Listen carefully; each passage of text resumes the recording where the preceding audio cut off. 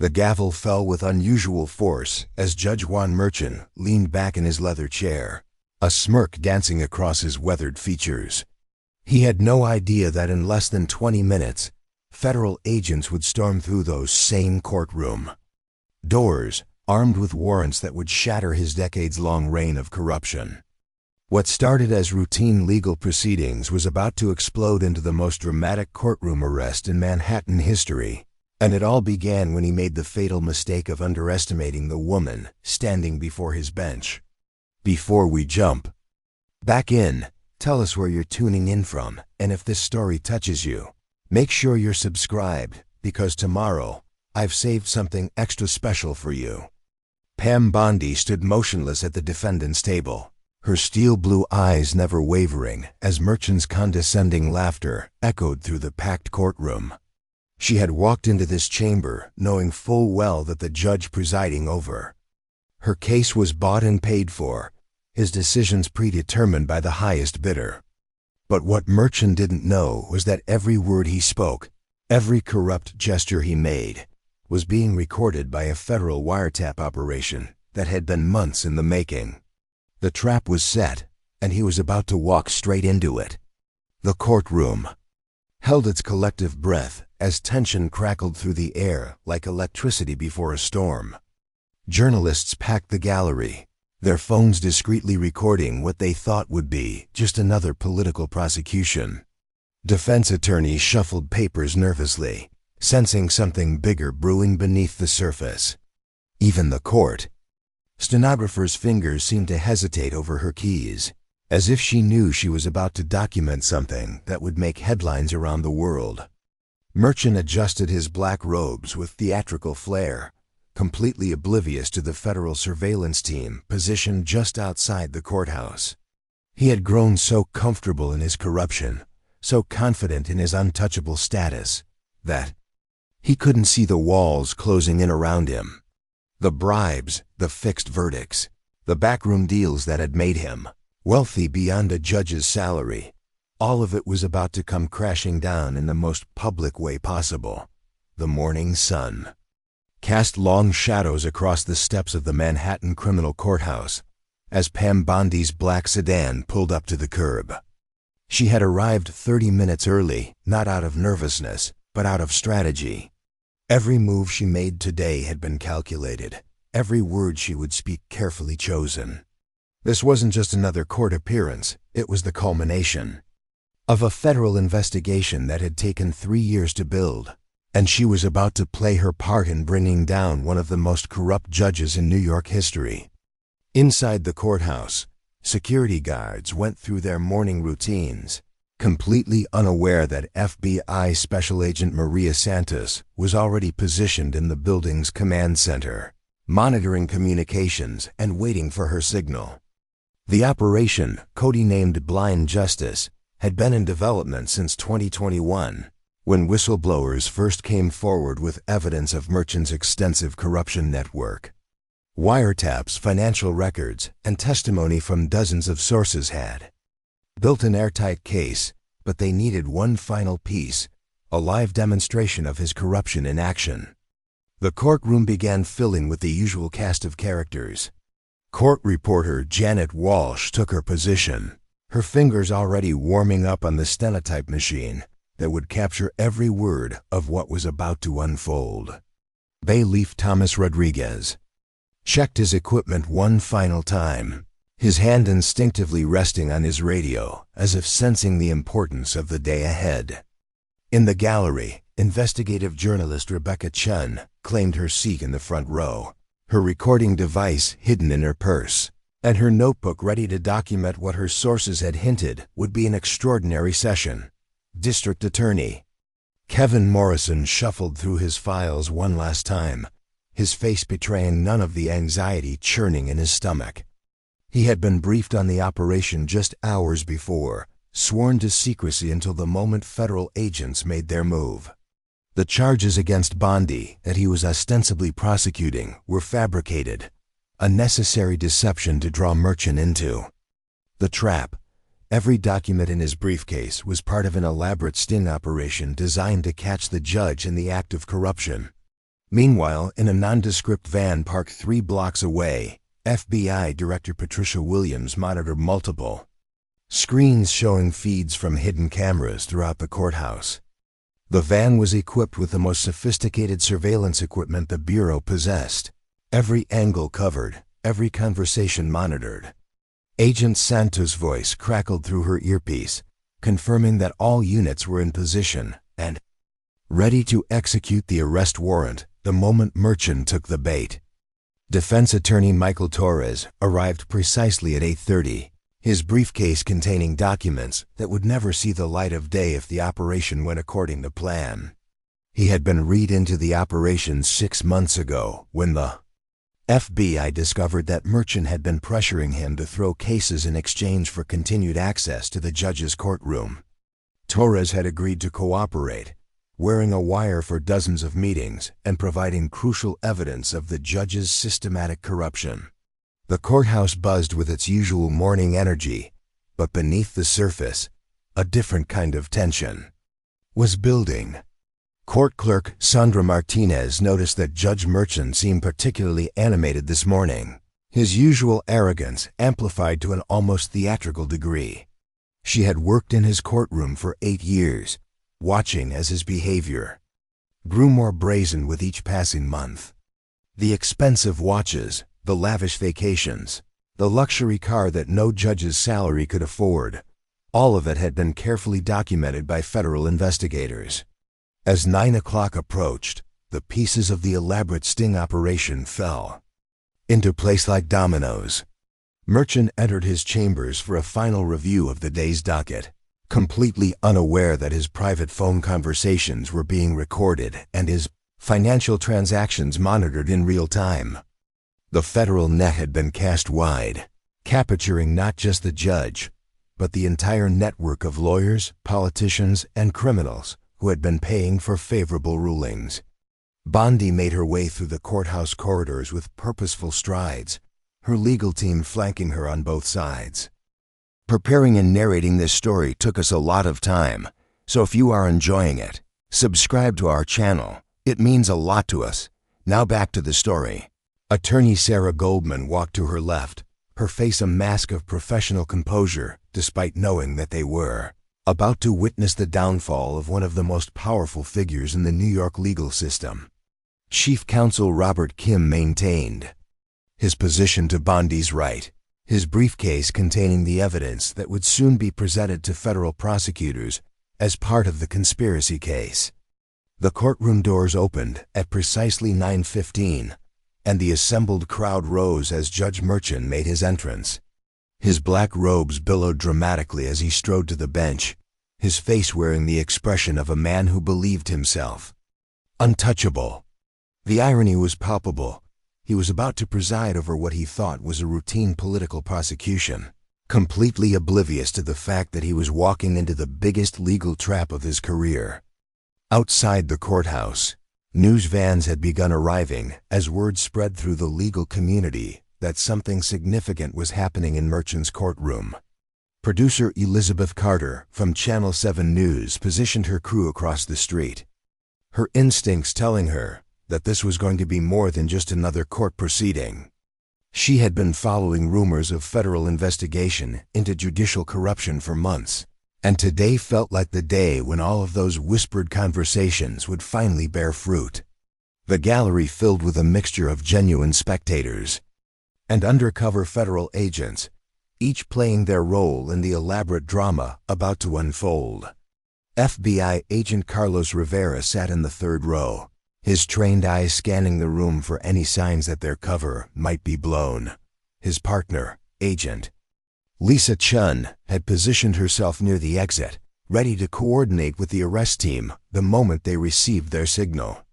As the clock struck 9:30, Judge Merchant called the court to session with a sharp rap of his gavel.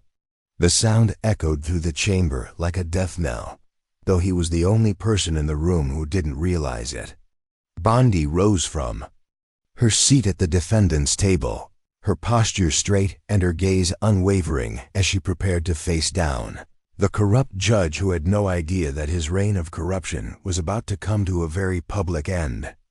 The morning's proceedings began with routine motions and preliminary matters, but everyone in the courtroom could sense the undercurrent of tension that seemed to permeate the air.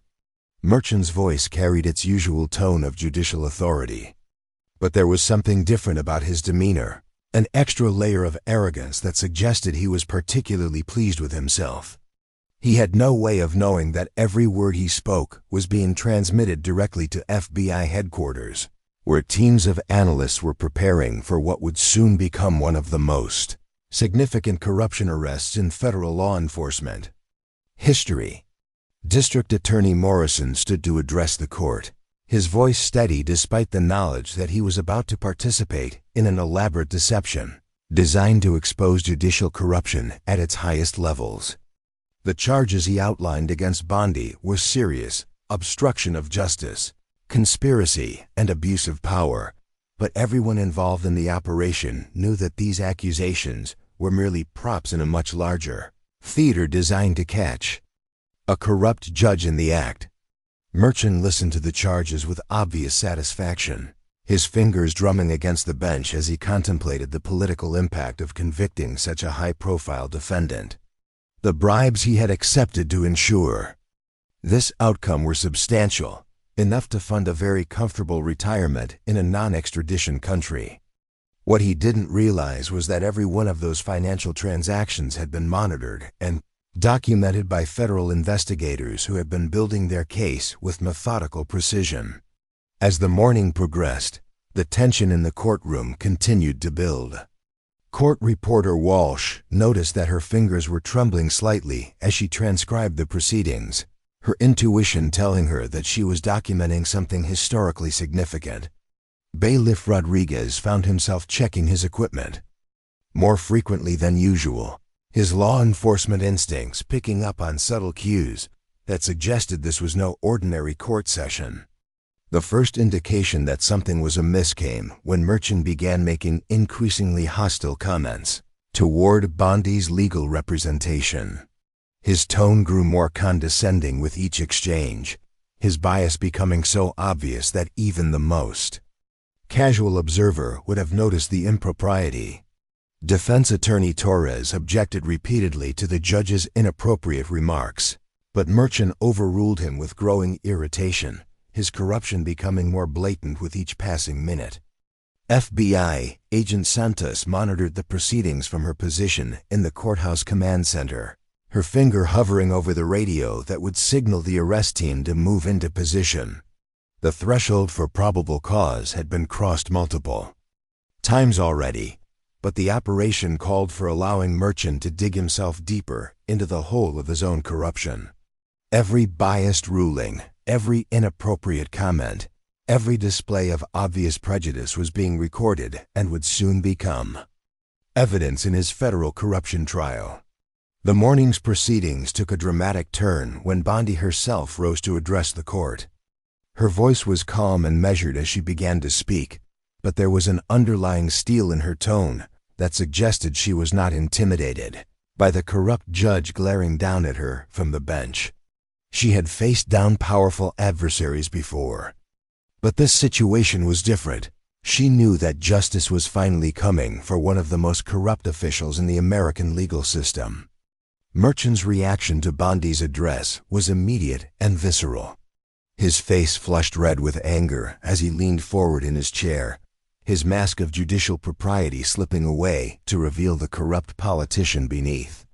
The comments he made in response would soon be played on every news channel in America, his words serving as damning evidence of the bias and corruption that had infected his courtroom for years. As the morning session continued, the federal surveillance team made their final preparations for the arrest that would shock the legal establishment. Agent Williams coordinated with multiple law enforcement agencies to ensure that every angle was covered and every possible escape route blocked.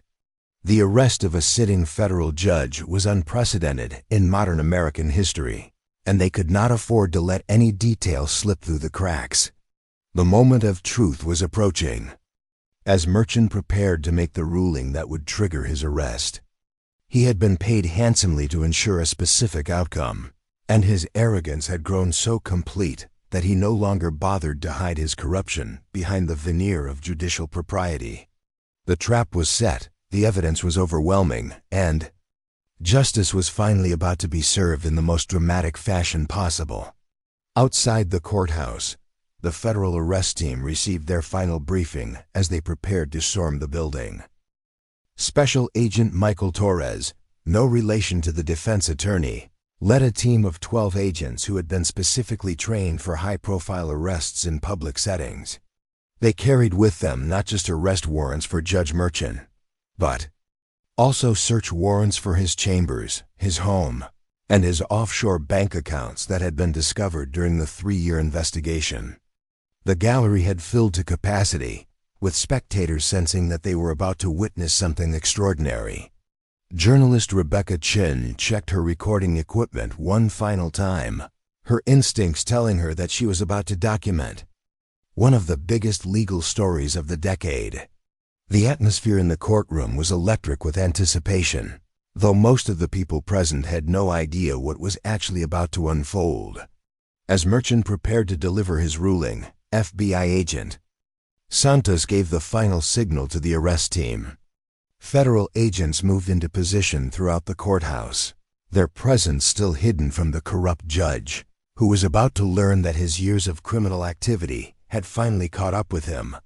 The wheels of justice, which had been grinding slowly for 3 years, were about to accelerate into high gear in the most public way possible. The stage was set for a confrontation that would expose the depth of corruption in the American judicial system and demonstrate that no one, regardless of their position or power, was above the law. Judge Juan Merchant was about to deliver the performance of his lifetime, though not in the way he intended. The moment he opened his mouth to mock Pam Bondi and deliver his corrupt ruling, he would trigger a series of events that would end with him being led away in handcuffs before the assembled crowd and rolling cameras. The irony was perfect. A corrupt judge who had spent years mocking justice was about to have justice served on him in the most dramatic and public fashion possible. The federal investigation had been patient, methodical, and thorough, building an airtight case that would not only result in Merchant's conviction, but would also expose the entire network of corruption that had infected the New York legal system for decades. As the clock approached 10:30, everyone in the courtroom seemed to hold their breath. The moment of reckoning had arrived, and Judge Juan Merchant was about to learn that his reign of corruption was over. The only question remaining was whether he would go quietly or make his downfall even more spectacular by resisting arrest in front of the cameras that were about to broadcast his humiliation to the entire world. The clock on the courthouse wall ticked ominously as Judge Merchant shuffled through his papers with deliberate slowness, savoring what he believed would be his moment of triumph over Pam Bondi. His fingertips traced the edges of documents that contained fabricated evidence, planted witnesses, and manufactured testimony designed to ensure her conviction. The briefcase of cash sitting in his private chambers served as a constant reminder of the substantial payment he had received to guarantee this outcome.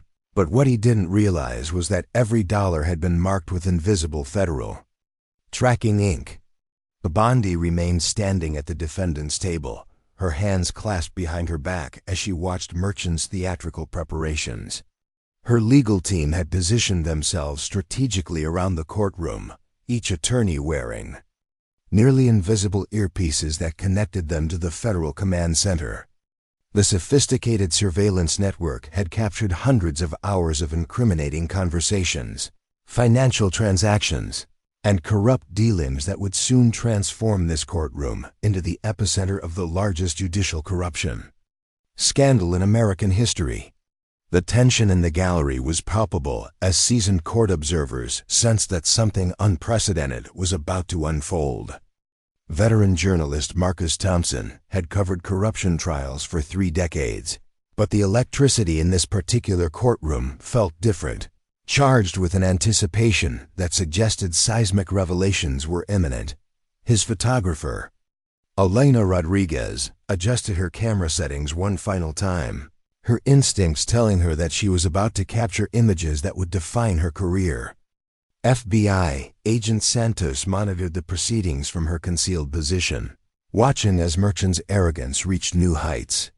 The judge had grown so comfortable in his corruption that he no longer bothered to maintain even the pretense of impartiality. His offshore accounts contained over $15 million in bribes from various criminal organizations, political figures, and corporate interests who had purchased favorable rulings over the years. The evidence was overwhelming, but the Bureau wanted to catch him in the act of delivering the corrupt verdict he had been paid to render. District Attorney Morrison rose from his seat with practiced authority, though his hands trembled slightly, as he prepared to deliver the opening statement that would serve as the final piece of the federal trap. His voice carried across the courtroom with artificial confidence as he outlined the fabricated charges against Bondi, each accusation carefully crafted to trigger Merchant's predetermined bias.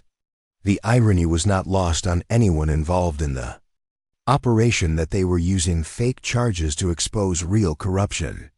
Merchant leaned back in his chair with obvious satisfaction as Morrison spoke, his eyes gleaming with the anticipation of delivering what he believed would be a devastating blow to Bondi's reputation and political future. He had accepted this particular bribe, not just for the money, but for the personal satisfaction of destroying someone he viewed as a threat to his own corrupt empire. The judge had no way of knowing that his every expression was being analyzed by federal behavioral specialists who were building a psychological profile for his eventual prosecution. The courtroom atmosphere grew more charged as defense attorney Torres began his response to the prosecution's opening statement.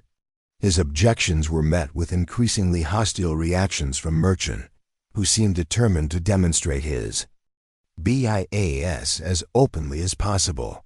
Each overruled objection, each dismissive gesture, each contemptuous remark was being recorded by multiple hidden cameras and would soon become evidence in what prosecutors were already calling the corruption trial of the century. Suddenly, the proceedings took an unexpected turn when Merchant abruptly called for a brief recess. His departure from the bench sent ripples of confusion through the gallery, but FBI agents knew exactly what was happening. Hidden surveillance.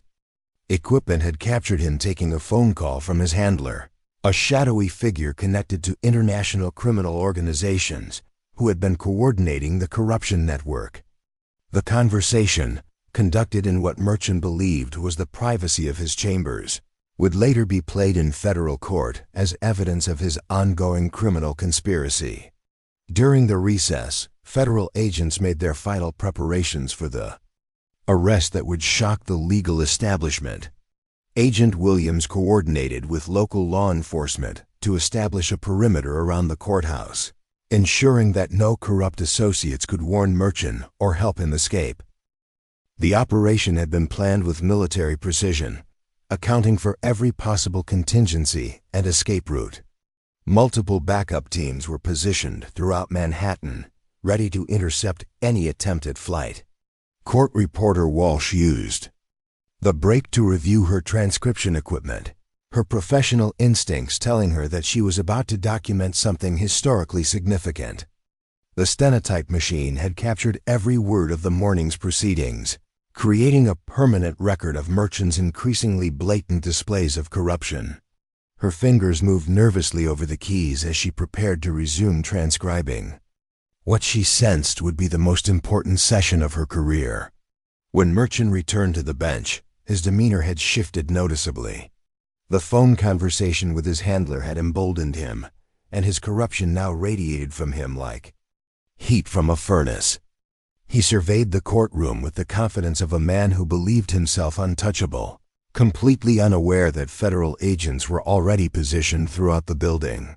The wireless microphone concealed in his robes transmitted his every word directly to FBI headquarters, where teams of analysts were preparing the final arrest documentation. The proceedings resumed with Merchant making increasingly inflammatory statements about Bondi's character and legal qualifications. His comments went far beyond the bounds of judicial propriety, revealing a personal animosity that exposed his complete lack of impartiality.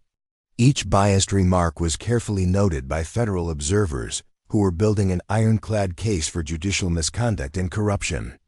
The judge's arrogance had reached such heights that he seemed to be deliberately flaunting his corruption before the assembled crowd. Bondi's response to Merchant's attacks was measured and professional, but those who knew her well could see the steel in her eyes as she prepared to deliver the performance of her lifetime. Her role in the federal sting operation required her to maintain the fiction that she was genuinely defending herself against legitimate charges, but her every word was carefully chosen to provoke Merchant into revealing more of his corruption. The psychological pressure on both participants was enormous, but only one of them knew that federal agents were about to storm through the courtroom doors. The gallery buzzed with whispered conversations as spectators struggled to comprehend the level of judicial bias they were witnessing. Legal experts in attendance exchanged shocked glances, their professional training telling them that Merchant's behavior was crossing lines that should never be crossed. The corruption was so blatant, so obvious that even casual observers could see that something fundamentally wrong was happening in this courtroom. As the morning progressed, FBI surveillance teams detected increased activity around Merchant's known associates. Phone intercepts revealed growing concern among members of the corruption network who sensed that something was amiss. Several attempts were made to contact the judge directly, but his handlers had instructed him to avoid all communications until after delivering the verdict he had been paid to render. The isolation that was meant to protect him was actually sealing his fate, cutting off any possibility of warning or escape. The confrontation reached a boiling point when Bondi challenged one of Merchant's more outrageous rulings, her voice carrying a conviction that seemed to fill the entire courtroom. Her words were chosen with surgical precision, each phrase designed to expose the absurdity of the charges against her, while simultaneously provoking Merchant into revealing more of his bias. The federal psychologists monitoring the exchange recognized that they were witnessing a masterclass in manipulation. As Bondi expertly pushed the corrupt judge toward his breaking point, Merchant's reaction was immediate and explosive. His face flushed red with rage as he launched into a tirade that would soon be played on every news channel in America. The mask of judicial propriety fell away completely, revealing the corrupt politician beneath. His words dripped with contempt as he mocked Bondi's legal credentials, her political career, and her personal character. Each insult was carefully recorded by federal surveillance equipment and would soon become evidence in his corruption trial. The courtroom fell silent as Merchant's rant continued, his voice rising to levels that made several spectators visibly uncomfortable. Court officers exchanged nervous glances, unsure how to respond to such an unprecedented display of judicial misconduct. The judge seemed completely oblivious to the inappropriate nature of his behavior, his corruption having reached such levels that he no longer recognized the boundaries of acceptable conduct. FBI Agent Santos felt her pulse quicken as she monitored Merchant's meltdown through her concealed surveillance equipment. This was the moment the Bureau had been waiting for, the clear and unambiguous display of corruption that would justify the dramatic arrest they were about to execute. Her finger hovered over the radio trigger that would send federal agents storming into the courtroom, but the operation called for waiting until Merchant had completely exposed himself before moving in for the arrest. The psychological pressure in the courtroom became almost unbearable as Merchant's attacks on Bondi grew more personal and vicious. His comments revealed intimate knowledge of her private life and political associations that could only have come from a legal surveillance and intelligence gathering. The federal investigators monitoring the exchange recognized that they were witnessing evidence of a conspiracy that extended far beyond simple bribery into areas of espionage and domestic surveillance. Defense attorney Torres made increasingly desperate attempts to restore order to the proceedings, but his objections were met with such hostility from Merchant that several gallery members gasped audibly. The judge's bias had become so extreme that he was essentially conducting a show trial, with the outcome predetermined and justice abandoned entirely. The corruption was so blatant that even the most cynical court observers were shocked by what they were witnessing. As Merchant's tirade reached new heights of vitriol, Bondi maintained her composure with remarkable discipline. Her training in high-pressure negotiations and her experience facing down corrupt officials served her well, as she absorbed the judge's attacks without flinching. Every insult, every mockery, every display of bias was being carefully documented by federal surveillance teams who were building an airtight case for corruption and judicial misconduct.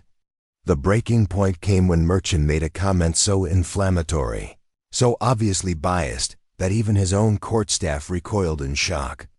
The words seemed to hang in the air like a toxic cloud, poisoning the atmosphere of the courtroom and exposing the depths of corruption that had infected the judicial system. FBI agent Santos knew immediately that the threshold had been crossed, and she reached for her radio to signal the arrest team. The federal agents positioned throughout the courthouse received their final instructions. As Merchant continued his unprecedented attack on Bondi, Special Agent Torres, leading the arrest team, made final equipment checks as his unit prepared to storm the building. The operation had been rehearsed dozens of times, but the reality of arresting a sitting federal judge in front of a packed courtroom created tension that even seasoned agents found difficult to manage. Outside the courthouse, news crews who had been monitoring police scanner traffic began to sense that something major was about to happen. Producer Carter dispatched additional camera teams to strategic positions around the building, her journalistic instincts telling her that she was about to witness one of the biggest stories of her career. The federal perimeter that had been quietly established around the courthouse was beginning to become visible to observers who knew what to look for. The moment of truth arrived when Merchant prepared to deliver his final ruling, the corrupt verdict that he had been paid millions to render. His arrogance had reached such heights that he seemed to be relishing the opportunity to destroy Bondi's reputation and career. The judge leaned forward in his chair, his eyes gleaming with malicious satisfaction as he prepared to speak the words that would trigger his own arrest and downfall. FBI surveillance teams held their breath as Merchant opened his mouth to deliver what he believed would be his moment of triumph. The corrupt judge had no idea that his next words would be his last as a free man, that federal agents were already moving into position to arrest him before he could complete his sentence. The irony was perfect. A man who had spent years corrupting justice was about to have justice served on him in the most dramatic and public fashion possible. The tension in the courtroom reached a crescendo as Merchant began to speak, his voice carrying the arrogance of a man who believed himself untouchable. His words would soon echo around the world as evidence of the corruption that had infected the highest levels of the American judicial system. But what he didn't know was that his reign of corruption was about to end in handcuffs, in front of rolling cameras, before an audience that would soon witness the most dramatic arrest in modern legal history. As Merchant's mouth formed the words of his corrupt ruling, FBI agents burst through the courtroom doors with a precision that spoke to months of careful planning.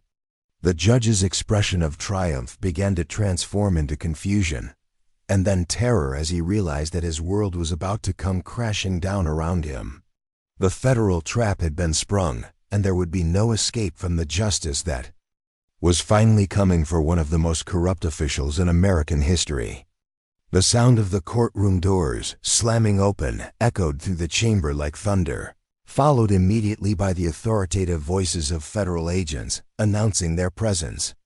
Merchant's corrupt ruling died on his lips as he found himself face to face with the consequences of years of criminal activity.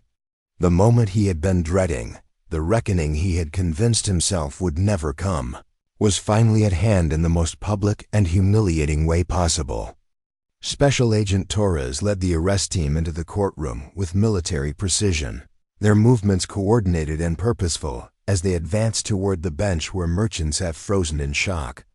The federal agents wore tactical gear and carried the arrest warrant that would end the judge's career and send him to federal prison for what would likely be the rest of his life.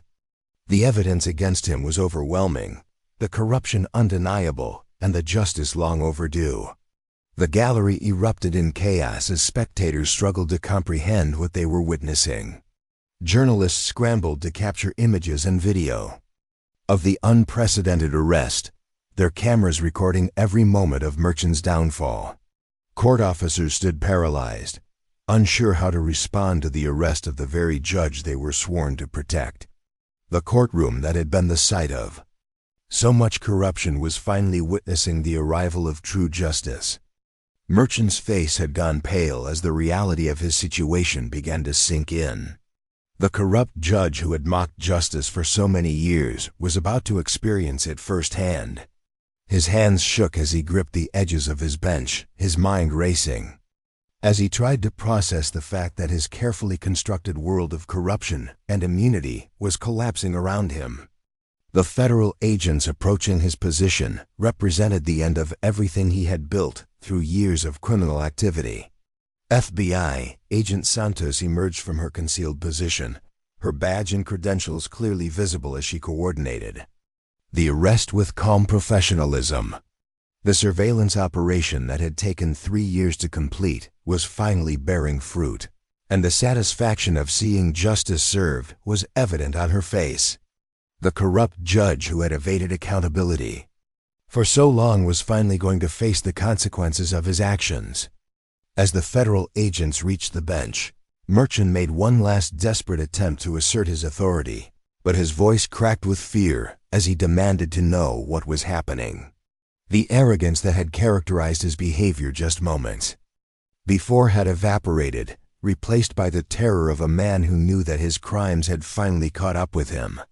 The judge who had mocked justice was about to discover that justice had a very long memory and an unforgiving nature. Special Agent Torres stepped forward with the arrest warrant, his voice clear and authoritative as he read the charges against the now former judge. Conspiracy, bribery, money laundering, obstruction of justice, and racketeering were just the beginning of a list that would grow longer as the federal investigation continued. Each charge represented years of criminal activity, millions of dollars in bribes, and countless lives destroyed by corrupt rulings. The moment when the handcuffs clicked around Merchant's wrists would be replayed on news channels around the world, becoming an iconic image of justice finally being served. The corrupt judge who had spent so many years mocking the law was finally being held accountable by it. His arrest would send shockwaves through the legal establishment and serve as a warning to other corrupt officials that no one was above the law. Bondi watched from the defendant's table as the man who had tried to destroy her was led away in federal custody. Her role in the sting operation had required tremendous courage and skill, and the successful arrest of Merchant vindicated years of patient investigation and careful planning. The justice system that had been corrupted by men like Merchant was finally demonstrating its ability to police itself and hold even its highest officials accountable. As federal agents escorted the former judge from his courtroom for the last time, the assembled crowd sat in stunned silence. They had witnessed history in the making, the dramatic downfall of one of the most corrupt officials in American legal history. The arrest would mark the beginning of the end for the entire corruption network that Merchant had helped to build and maintain over his years on the bench. The courtroom that had been the site of so much injustice was finally witnessing the arrival of true accountability. The federal investigation would continue, with Merchant's arrest serving as the catalyst for a broader cleanup of corruption throughout the judicial system. The message was clear: justice might be delayed, but it would not be denied, and even the most powerful officials would eventually face the consequences of their crimes.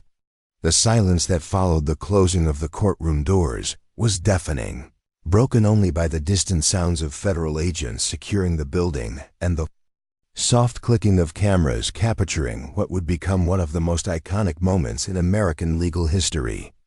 The empty judicial bench where Judge Juan Merchan had sat just minutes before seemed to echo with the weight of his downfall.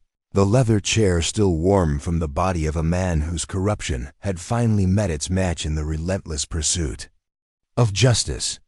Outside the courthouse, a media frenzy unlike anything Manhattan had seen in decades was already beginning to unfold.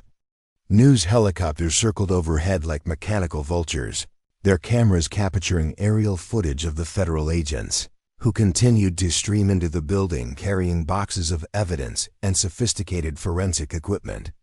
The arrest of a sitting federal judge was unprecedented in modern American history, and every major news organization in the country was scrambling to deploy their top investigative teams to cover what was already being called the story of the decade. FBI Agent Santos stood in the command center that had been hastily established in the courthouse basement, surrounded by banks of monitors displaying real-time feeds from news channels around the world.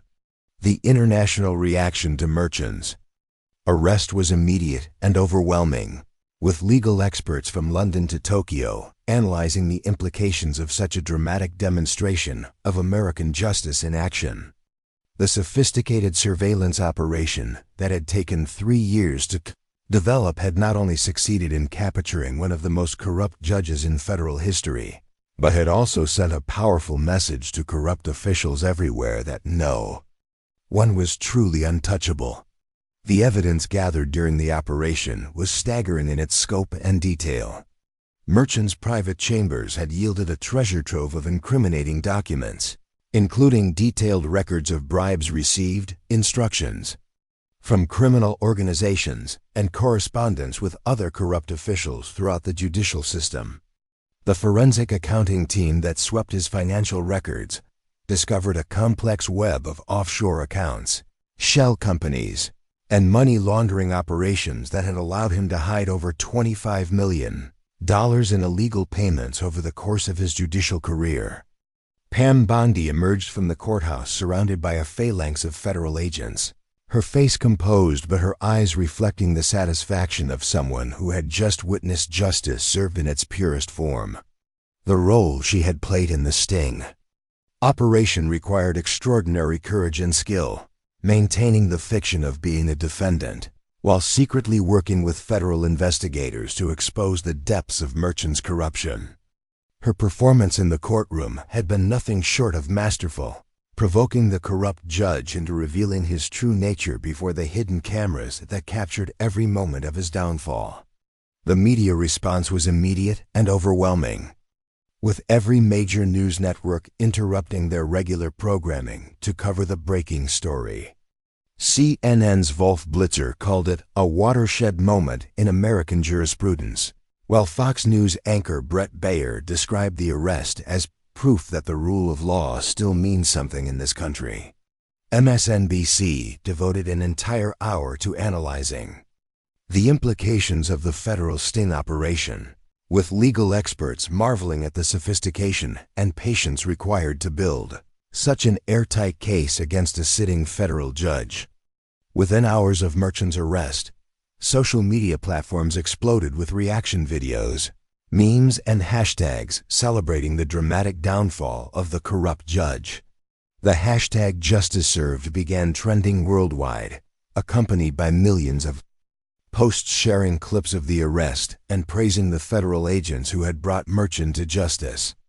TikTok users created elaborate remixes of the courtroom footage, setting Merchan's shocked expression to dramatic music and creating viral content that spread his humiliation across the internet at lightning speed.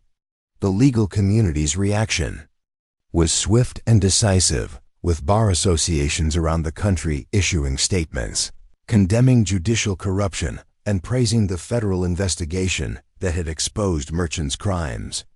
The American Bar Association called for a comprehensive review of all cases that had come before Merchan's court over the previous decade, recognizing that his corruption had likely affected hundreds of defendants and thousands of legal proceedings.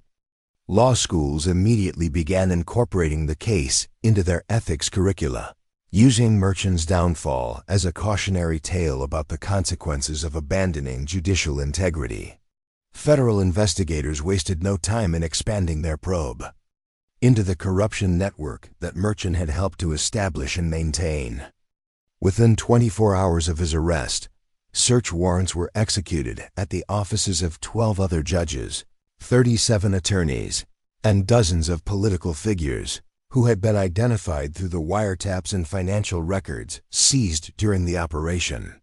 The scope of the corruption was breathtaking, involving bribery schemes that had affected everything from murder trials to corporate litigation to immigration cases. The international reaction to Merchant's arrest was equally dramatic, with foreign governments and legal organizations praising the American justice system's ability to police itself and hold even its highest officials accountable. The European Union issued a statement commending the federal investigation, while the United Nations Office on Drugs and Crime cited the case as an example of best practices in combating judicial corruption. Legal scholars around the world began studying the surveillance techniques and investigative methods used to build the case against Merchant, recognizing them as innovative approaches that could be adapted to fight corruption in other countries. District Attorney Kevin Morrison found himself at the center of a media storm as reporters sought to understand his role in the federal sting operation. His decision to cooperate with federal investigators despite the personal and professional risks involved was praised by law enforcement officials and legal experts, who recognized the courage required to take on such a powerful and dangerous target. The fabricated charges against Bondi that he had been forced to present as part of the operation were immediately dismissed, with Morrison publicly apologizing for his role in what he called unnecessary deception in service of a greater justice. The ripple effects of Merchant's arrest extended far beyond the legal community, reaching into the highest levels of government and corporate America. Several Fortune 500 companies that had benefited from favorable rulings in Merchant's court found themselves under federal investigation for their roles in the bribery schemes. Politicians who had accepted campaign contributions from businesses connected to the corruption network scrambled to distance themselves from the scandal, with many returning donations and calling for comprehensive campaign finance reform. Defense attorney Michael Torres, who had risked his career and personal safety to cooperate with the federal investigation, was hailed as a hero by legal reform advocates who recognized the courage required to take on such a powerful adversary. His willingness to wear a wire and gather evidence against Merchant had been crucial to building the case that ultimately brought down the corrupt judge. The legal profession rallied around Torres, with the American College of Trial Lawyers presenting him with a special award for his service to the cause of justice. The evidence gathered during the investigation revealed that Merchant's corruption had extended into areas that shocked even seasoned federal investigators. Wiretaps captured him discussing plans to fix Supreme Court cases, manipulate federal appeals, and coordinate with foreign intelligence services to influence American legal proceedings.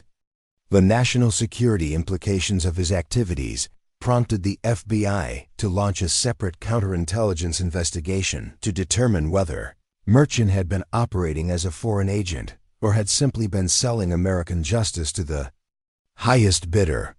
Federal prosecutors worked around the clock to prepare charges against the dozens of individuals identified during the investigation, recognizing that they had uncovered what might be the largest judicial corruption scandal in American history.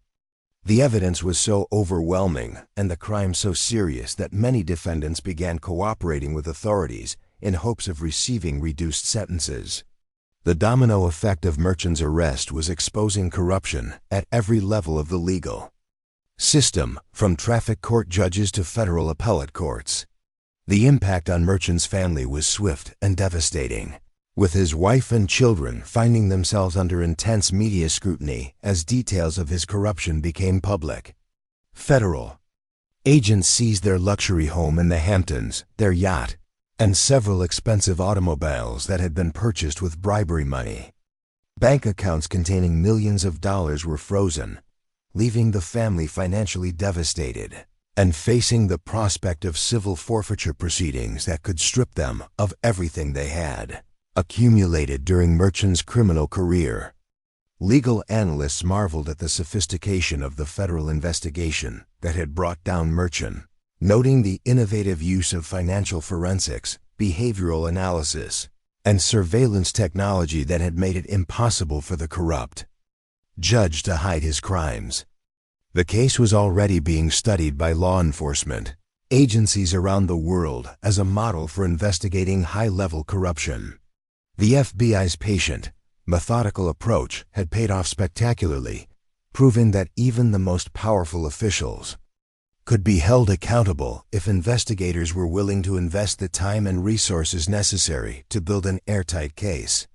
The detention facility where Merchant was being held became the focus of intense media attention, with reporters camping outside the federal courthouse where his initial appearance was scheduled. The former judge's fall from power was complete and irreversible, his reputation destroyed and his legacy forever tainted by the evidence of his corruption. Federal marshals had placed him under close supervision after intelligence suggested that some of his criminal associates might attempt to silence him before he could provide further evidence against the corruption network. Congressional leaders from both parties called for immediate hearings into the judicial corruption scandal, recognizing that Merchant's crimes represented a systemic failure that required legislative action to prevent future occurrences. The House Judiciary Committee announced plans for a comprehensive investigation into judicial oversight and accountability, while Senate leaders discussed proposals for enhanced background checks and financial monitoring of federal judges. The political ramifications of the scandal were still unfolding, but it was clear that Merchant's arrest would lead to significant reforms in how the judicial system policed itself. The technology companies that had provided the sophisticated surveillance equipment used in the investigation found themselves flooded with requests from law enforcement agencies around the world seeking similar capabilities to combat corruption. In their own countries, the success of the Merchant operation had demonstrated the power of modern surveillance technology when used in service of justice, providing a roadmap for future investigations into high-level corruption. The private sector's cooperation with federal investigators had been crucial to the operation's success, highlighting the importance of public-private partnerships in fighting sophisticated criminal enterprises. Academic institutions immediately began studying the Merchant case as an example of how corruption could infect even the most prestigious judicial positions. Harvard Law School announced a new course examining the psychological and sociological factors that led to judicial corruption, while Yale Law School established a research center dedicated to developing new methods for detecting and preventing corruption in the legal system. The case provided a wealth of material for scholars studying the intersection of power, money, and justice in American society.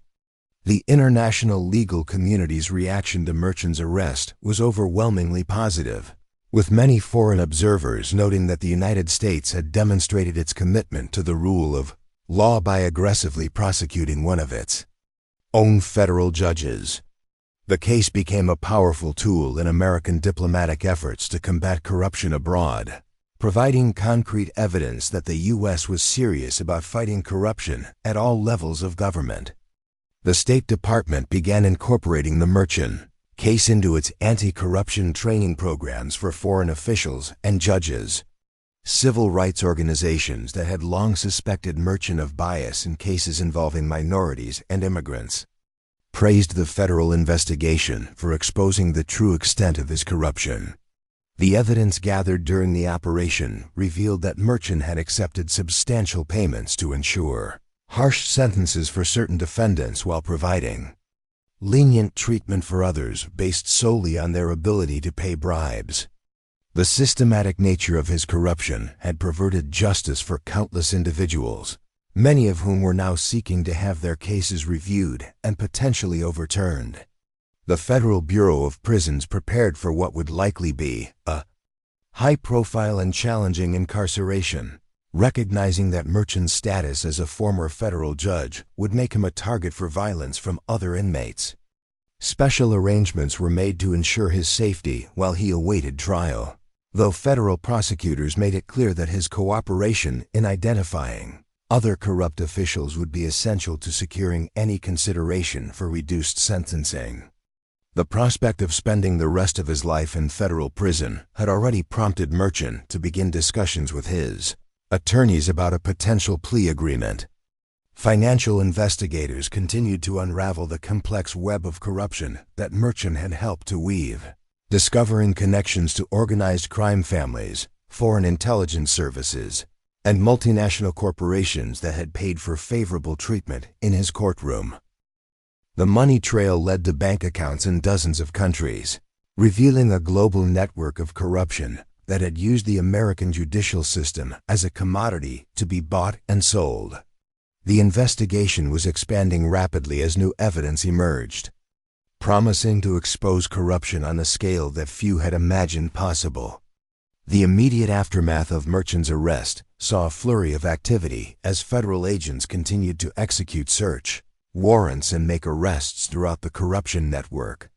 The coordinated nature of the operation demonstrated the FBI's commitment to dismantling the entire criminal enterprise rather than simply prosecuting individual cases. The message was clear that corruption would not be tolerated at any level of the judicial system, and those who had participated in the schemes would face the full force of federal prosecution. Legal reform advocates seized on Merchant's arrest as an opportunity to push for comprehensive changes to the judicial system, arguing that the case demonstrated the need for enhanced oversight and accountability mechanisms. Proposals for regular financial audits of federal judges, mandatory disclosure of all outside income, and stricter ethics enforcement gained momentum in Congress as lawmakers recognized the urgent need for reform.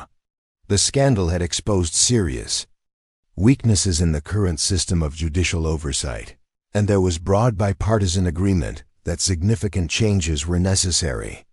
The media coverage of Merchant's downfall continued to dominate news cycles around the world, with journalists investigating every aspect of his career and personal life to understand how such extensive corruption had gone undetected for so long.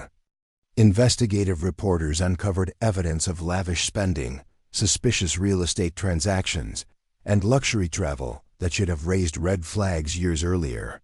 The failure of existing oversight mechanisms to detect such obvious signs of corruption prompted calls for fundamental reforms in how the judicial system monitored the conduct and finances of its members. Federal prosecutors began the complex process of reviewing every case that had come before Merchant's court during his tenure, recognizing that his corruption had potentially affected thousands of legal proceedings over the years. The scope of the review was unprecedented, requiring teams of attorneys to examine decades of rulings and identify cases where corruption might have influenced the outcome. Many defendants who had received harsh sentences in Merchant's court were already filing appeals, arguing that his corruption had denied them due process and fair treatment under the law. The psychological impact of Merchant's arrest on the legal community was profound, forcing judges, attorneys, and court personnel to confront the reality that corruption could exist at the highest levels of their profession. Bar associations around the country implemented new ethics training programs and enhanced REPOR/TING mechanisms to prevent similar scandals in the future. The case served as a wake-up call for the entire legal profession, highlighting the need for constant vigilance against corruption and the importance of maintaining the integrity that was essential to public trust in the judicial system. As the dust began to settle from the immediate chaos of Merchant's arrest, the long-term implications of the case became increasingly clear. The federal investigation had not only exposed the crimes of one corrupt judge, but had revealed systemic weaknesses. in the American judicial system that required comprehensive reform. The courage of those who had risked everything to expose Merchant's corruption had vindicated the principle that no one was above the law, providing hope that justice could still prevail even in the face of seemingly insurmountable corruption. The legacy of Merchant's downfall would extend far beyond his own prosecution, serving as a powerful deterrent to other potentially corrupt officials and demonstrating the federal government's commitment to rooting out corruption wherever it existed. The sophisticated investigative techniques used to build the case against him would become standard tools in the fight against corruption, while the international attention the case received would enhance America's credibility in global anti-corruption efforts. The arrest had sent a clear message that the rule of law remained supreme in the United States, and that even the most powerful officials would be held accountable for their crimes.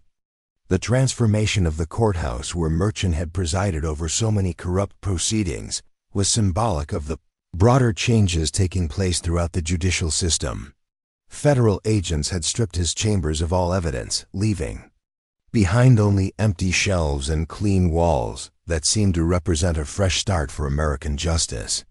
The courtroom where he had mocked Pam Bondi and sealed his own fate would be thoroughly cleaned and renovated before being assigned to a new judge, one whose integrity had been thoroughly vetted by the enhanced screening procedures that were being implemented in response to the scandal.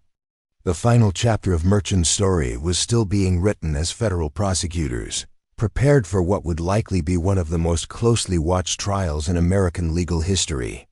The evidence against him was overwhelming, the charges were serious, and the potential sentence was effectively life in prison for the 72-year-old former judge.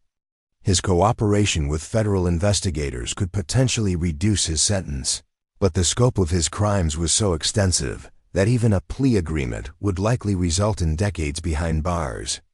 The courage and dedication of the federal agents, prosecutors, and cooperating witnesses who had brought Merchant to justice served as a powerful reminder of the importance of integrity in public service. Their willingness to pursue justice regardless of the personal and professional risks involved had saved the American judicial system from further corruption and restored public faith in the rule of law. The case would be studied for generations as an example of how persistence, patience, and unwavering commitment to justice could triumph over even the most entrenched corruption. As Merchant began his journey through the federal criminal justice system he had corrupted for so many years, the irony of his situation was not lost on observers, who noted that he would now experience firsthand the consequences of the perverted justice he had dispensed to countless defendants. The federal prison system that he had helped to fill through his corrupt rulings would now become his permanent home, a fitting end to a career that had betrayed every principle of judicial integrity and public service. The story of Juan Merchant's rise and fall would become a cautionary tale taught in law schools and judicial training programs around the world, a powerful reminder of how corruption could destroy not only individual careers, but also public trust in the institutions that formed the foundation of democratic society. His arrest and prosecution had demonstrated that justice, though sometimes delayed, would ultimately prevail over corruption, and that no one, regardless of their position or power, was immune from the consequences of their crimes. The federal detention center where Juan Merchant spent his first night in custody was a stark contrast to the luxurious lifestyle he had enjoyed through years of corruption. The concrete walls and fluorescent lighting provided a harsh reminder of how far he had fallen from the mahogany-paneled chambers where he had once wielded absolute power over the lives of countless defendants. Federal marshals had placed him in protective custody after intelligence reports suggested that several criminal organizations with connections to his corruption network were discussing potential retaliation against the former judge who now posed a significant threat to their operations. The psychological evaluation conducted by federal prison psychiatrists revealed a man struggling to comprehend the magnitude of his downfall. Merchant had become so accustomed to his corrupt lifestyle that he genuinely seemed surprised by the consequences of his actions, as if he had convinced himself that his crimes would never be discovered. The arrogance that had characterized his behavior on the bench had given way to a desperate scramble for any possible avenue of escape from the overwhelming evidence that federal investigators had assembled against him. Meanwhile, Pam Bondi found herself at the center of a media storm that painted her as both a hero and a controversial figure. Her role in the federal sting operation had required extraordinary skill and courage, but some critics questioned whether the elaborate deception necessary to catch Merchant had crossed ethical lines that should concern all Americans. Legal scholars debated the precedent set by using fabricated charges and staged court proceedings to expose corruption, with some arguing that the ends justified the means while others worried about the implications for future law enforcement operations. The evidence collected from Merchant's personal residence painted a picture of corruption that exceeded even the most pessimistic expectations of federal investigators. Hidden safes contained detailed records of every bribe he had accepted over the past 15 years, meticulously organized by case number and indexed according to the outcomes he had been paid to deliver. The discovery of these records provided federal prosecutors with a roadmap to corruption that implicated hundreds of individuals and dozens of criminal organizations in a conspiracy that had perverted justice on an unprecedented scale. International law enforcement agencies immediately reached out to their American counterparts, seeking assistance in tracking the global network of corruption that Merchant's records had revealed.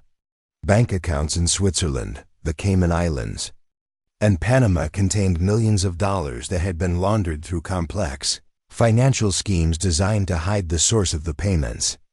The scope of the money laundering operation suggested coordination with international criminal syndicates that had been using the American judicial system as a marketplace for purchasing favorable legal outcomes.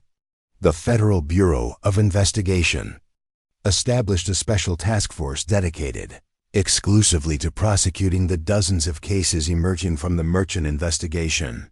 The complexity of the conspiracy required specialized expertise in financial crimes, international law, and judicial procedures that pushed the Bureau's resources to their limits. Additional agents were reassigned from other operations to support what was quickly becoming one of the largest corruption investigations in federal law enforcement history. Defense attorneys representing the newly arrested members of Merchant's corruption network scrambled to distance their clients from the former judge, whose cooperation with federal investigators was becoming increasingly valuable to prosecutors. The race to secure plea agreements created a cascading effect as defendants provided evidence against their co-conspirators in hopes of receiving reduced sentences. The competition among corrupt officials to provide the most useful information to federal investigators was accelerating the pace of the investigation and revealing new layers of corruption that had previously been hidden. The impact on the families of those arrested in connection with the corruption network was devastating and far-reaching. Children of corrupt attorneys and judges found themselves ostracized at school as news of their parents' crimes became public knowledge. Spouses who had enjoyed lavish lifestyles funded by bribery money discovered that their assets were being seized by federal authorities and that their social standing in their communities had been destroyed overnight. The human cost of the corruption extended far beyond the criminals themselves, affecting innocent family members who had been unaware of the illegal activities that had funded their comfortable lives. Congressional hearings into the judicial corruption scandal began within weeks of Merchant's arrest, with lawmakers from both parties expressing outrage at the systematic failure of oversight mechanisms that had allowed such extensive corruption to flourish undetected. The House Judiciary Committee issued subpoenas for documents from the Administrative Office of the United States Courts, seeking to understand how Merchant's suspicious financial activities and ethical violations had escaped notice for so many years. The hearings revealed a culture of deference to judicial independence that had inadvertently created opportunities for corruption to take root and spread throughout the federal court system. Legal reform organizations that had long advocated for enhanced judicial oversight found themselves thrust into the spotlight as experts sought their perspectives on preventing future corruption scandals. The American Civil Liberties Union, the Brennan Center for Justice, and Common Cause all issued detailed proposals for comprehensive judicial reform that included mandatory financial disclosure, regular auditing of judicial finances, and enhanced penalties for judicial misconduct. The political momentum generated by Merchan's arrest created an unprecedented opportunity for meaningful reform that had previously been impossible to achieve. The technology companies that had provided surveillance equipment for the federal investigation found themselves inundated with requests from law enforcement agencies around the world seeking similar capabilities to combat corruption in their own countries. The sophisticated audio and video recording devices that had captured Merchan's corrupt activities were based on cutting-edge technology that had been specifically adapted for covert law enforcement operations. The success of the investigation had demonstrated the potential for technology to level the playing field between corrupt officials and the investigators seeking to hold them accountable. Federal prosecutors faced the complex challenge of determining appropriate charges for the dozens of individuals implicated in Merchan's corruption network.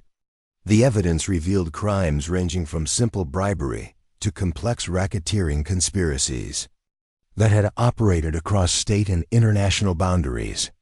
The decision to pursue racketeer-influenced and corrupt organizations at charges against the entire network would allow prosecutors to seek enhanced penalties while also providing a legal framework for seizing the assets that had been accumulated through corrupt activities.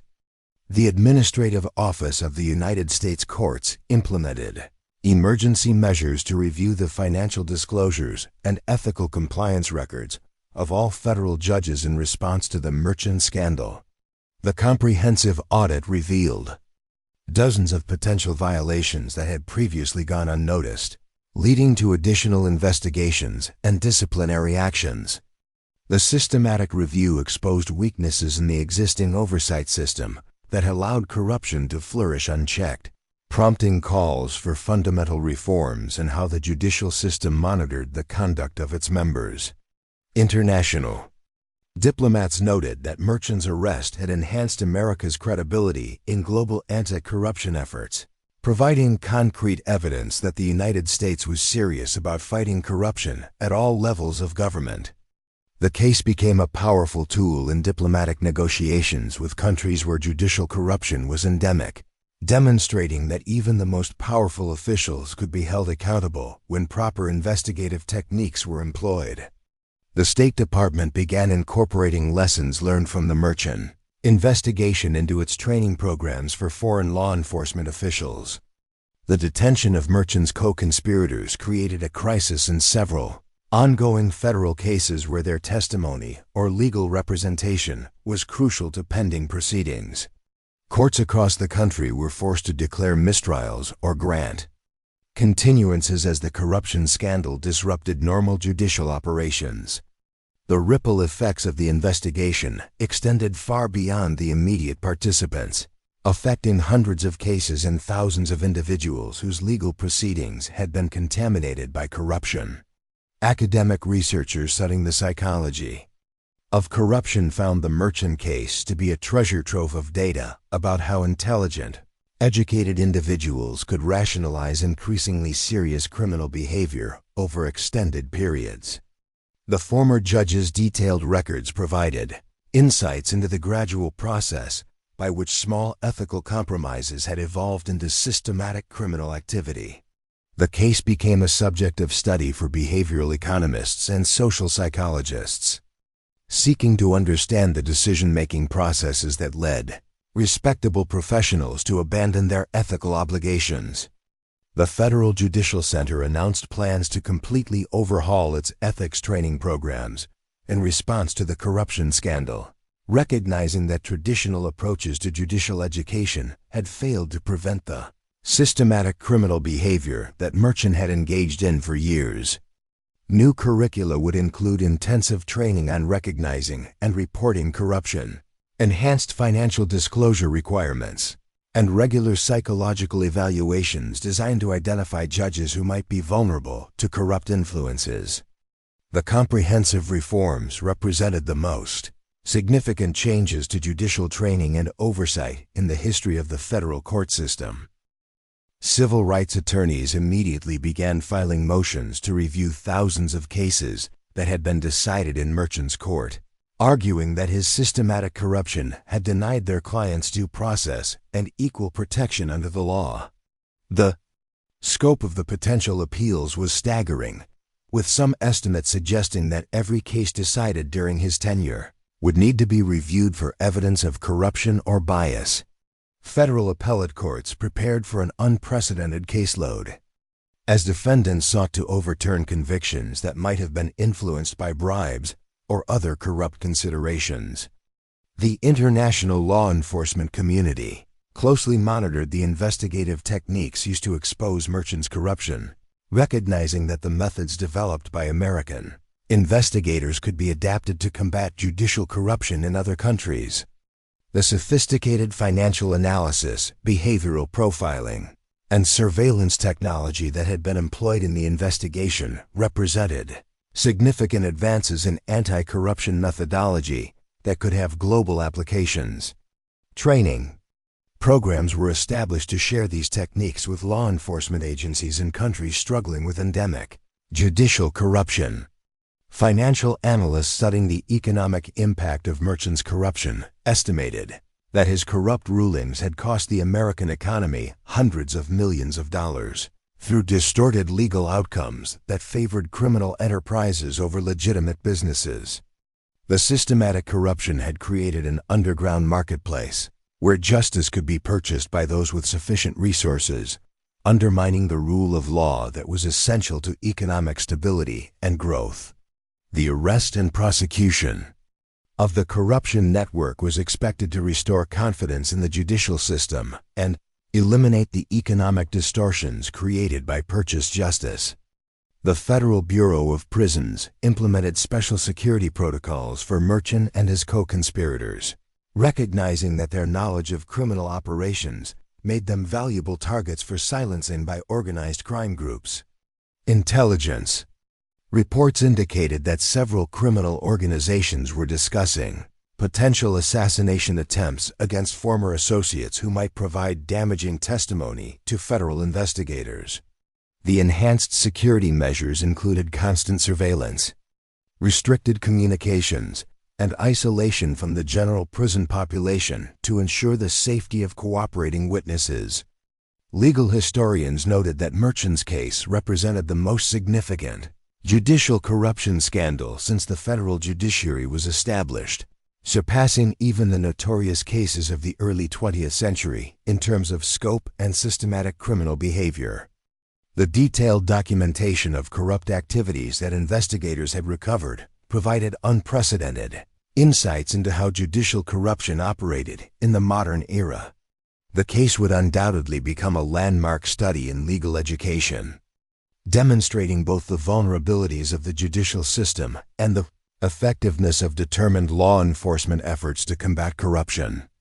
The psychological trauma experienced by court personnel who had worked in Merchant's courtroom for years became a significant concern for judicial administrators seeking to maintain normal operations.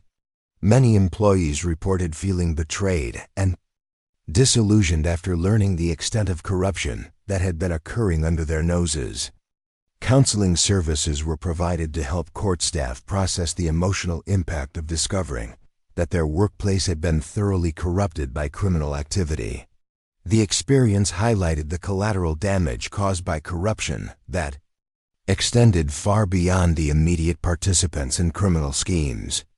Federal prosecutors coordinating the multiple cases emerging from the corruption investigation faced unprecedented logistical challenges in managing the complex web of interconnected criminal activities. The evidence collected during the investigation filled dozens of warehouses and required sophisticated computer systems to organize and analyze.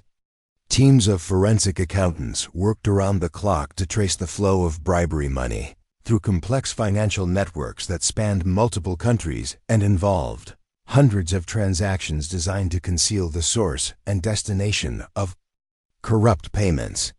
The impact on legal education was immediate and comprehensive, with law schools across the country revising their curricula to include extensive coverage of the Merchant case and its implications for judicial ethics. The detailed evidence of how corruption had operated provided valuable teaching materials for courses on professional responsibility, criminal law, and judicial administration. Students studying the case gained insights into both the vulnerabilities that made corruption possible and the investigative techniques that had ultimately exposed the criminal conspiracy. State judicial systems across the country implemented enhanced oversight measures in response to the federal corruption scandal, recognizing that similar vulnerabilities likely existed in their own courts. The comprehensive reforms included mandatory financial audits, enhanced ethics training, and improved reporting mechanisms for suspected corruption. The federal investigation had served as a wake-up call for the entire American judicial system, prompting reforms at every level of government to prevent similar scandals from occurring in the future. The international media coverage of Merchant's downfall continued for months, as journalists investigated every aspect of the corruption network and its global connections. Documentary filmmakers began producing detailed examinations of the case that would serve as cautionary tales about the dangers of unchecked power and the importance of institutional oversight. The case became a symbol of both the vulnerability of democratic institutions to corruption and the potential for determined law enforcement efforts to expose and prosecute even the most sophisticated criminal conspiracies. The long-term implications of the Merchant case extended far beyond the immediate prosecutions and reforms, establishing precedents for investigating judicial corruption that would influence law enforcement operations for decades to come. The sophisticated techniques developed during the investigation became standard tools for combating corruption, while the comprehensive reforms implemented in response to the scandal strengthened the integrity of the entire federal judicial system. The case demonstrated that no individual, regardless of their position or power, was above the law when determined investigators were willing to pursue justice with patience, sophistication, and unwavering commitment to the principles that formed the foundation of American democracy. Up next, you've got two more standout stories right on your screen. If this one hit the mark, you won't want to pass these up. Just click and check them out.